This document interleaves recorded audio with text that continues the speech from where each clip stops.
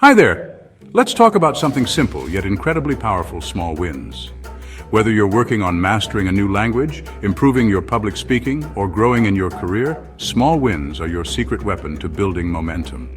Small wins are those little moments of progress that on their own may seem insignificant, but when combined, they fuel your confidence and motivation. Think of it like climbing a staircase. Each step, no matter how small, brings you closer to your bigger goals.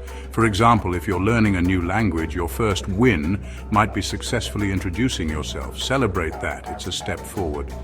Why is this so important in multilingual communication? Because confidence is contagious. If you feel good about small achievements, you'll approach larger challenges, like presenting to an international audience or navigating cultural nuances with more courage and energy. And this approach isn't just about language, it's a life principle. Small wins create a ripple effect. Each success sets the tone for more, building momentum towards even bigger transformations. So, here's your challenge for today. Identify one small step you can take towards your multilingual or communication goals.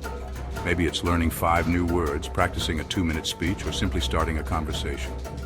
Whatever it is, go for it and celebrate when you do it.